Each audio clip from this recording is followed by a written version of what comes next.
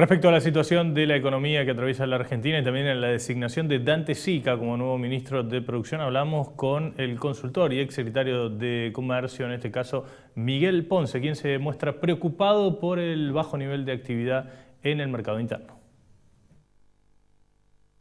Mis clientes me llaman y me dicen, tengo en puerto tales insumos, ¿qué hago con los precios? Y yo digo, traslada precios solo la parte que te influye en tu costo que esté dolarizado. No puedo, porque no vendo. Es decir, claramente hasta los importadores están diciendo, el presidente de la Cámara lo dijo hace pocas horas, no hay mercado interno, se ha caído el mercado interno. Y el gran problema que tenemos es que de la cantidad de cosas que se producen en el país, muchísimas de ellas tienen alto insumo importado. Si analizamos los más grandes, automotrices, arriba del 70%, ¿no es cierto?, por esto del flex, que no se cumple, son autopartes importadas, hay que pagar en dólares. La industria de los medicamentos, el 65% de los insumos para los medicamentos que se fabrican en el país son importados. Alimentación, Arcor y cualquiera de las empresas que exportan alimentos y producen para el mercado interno, 45%, ni hablemos de combustible, donde es arriba del 80%, es decir, tenemos una producción claramente, en muchos aspectos, fuertemente dolarizada, y esto se siente, por lo tanto, no es neutro lo que ha ocurrido. Ahora, para la producción, para los que nos están escuchando, para los productores, lo más importante que Sica tiene que resolver es que con 47% de tasa de interés no hay actividad productiva que pueda llevarse adelante. Con esa cifra, en lugar de abrir o mantener plantas industriales, emprendimientos agropecuarios, agroindustria, lo que conviene es abrir financieras. Digo, ¿qué rentabilidad de una actividad productiva puede garantizarme hoy ese? Por lo tanto, es urgente trabajar ahí. Yo sé que lo está haciendo este fin de semana. Han estado reunidos con los bancos, ¿no es cierto?, y con la gente vinculada precisamente al Banco Central para ver de qué manera se encuentra un mecanismo que sin subsidiar tasa permita generar otra situación.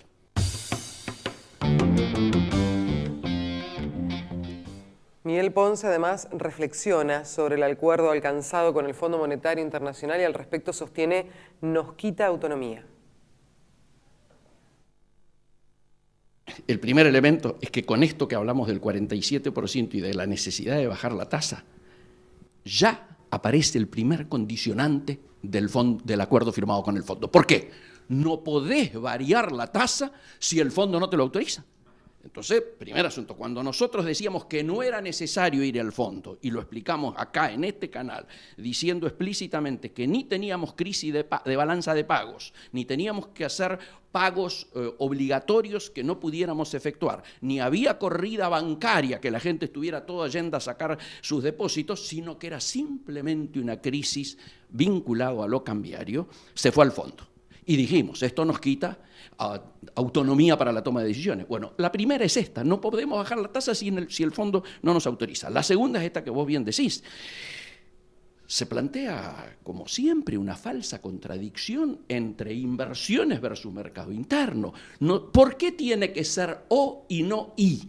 O más aún, no va a haber inversiones, ni van a venir inversiones externas si no hay mercado interno. Por lo tanto, resolver las paritarias, ya ha reconocido Frigerio, que si cierran al 25 porque el sector privado los plantea, adelante con los faroles, etcétera. Hay que recomponer sin duda el mercado interno. En una situación recesiva como la que nosotros estamos viviendo, o de achicamiento de puestos de trabajo y cierre de fuentes de trabajo, esto va a ser muy difícil. Todo este contexto donde la economía real empieza a jugar un peso más importante, el gobierno festeja o festejó en los últimos días el traslado de Argentina de país no emergente a mercado emergente. De fronterizo a mercado emergente. ¿Cuál es la importancia y cuál es la definición que hay que darle a esta situación? Ahora en lo inmediato, neutro, nada, no pasa nada. Primero, esto empieza a regir el 29 de mayo del 19, primer asunto. Segundo, ¿para quiénes? Para 5 o 6 empresas o sectores que califican con los estándares que exigen precisamente estas analizadoras internacionales. Y estamos hablando acá de empresas importantes de energía, algunos bancos y alguna otra cosa, algunas petroleras, pero esto para la cotidianidad de la gente no sirve para nada. Sirve sí como una señal de decir, dejamos de estar en el lote, diríamos, más proletario del mundo y pasamos a la clase media mundial.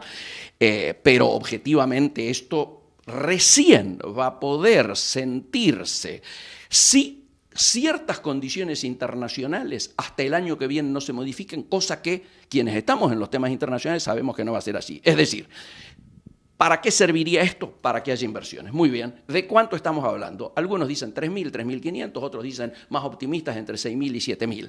Lo concreto es que si la tasa de la Fed, si los Estados Unidos cambian la tasa de la Fed y la aumentan como sería lo que se ronronea, Estados Unidos va a seguir convirtiéndose en la principal aspiradora de dólares. Entonces hay que olvidarse de esta fantasía de las inversiones que ya nos entretuvo 2 años con el segundo semestre y la lluvia de inversiones. Paremos con esto, manejémonos con realidades, las que estamos viviendo y las que tenemos que tratar de resolver. Por eso es que esto, lo primero, el gobierno ante esta situación, y hoy es un día especial para decirlo, ante el paro total como ha sido, o casi total, ante este horizonte preocupante que el propio SICA lo plantea y que el gobierno reconoce, es fundamental asumir, primero, que un sector por sí solo no puede resolver esto. Segundo, que enfrentar esta situación requiere un amplio acuerdo político, principalmente económico y social, ¿para qué?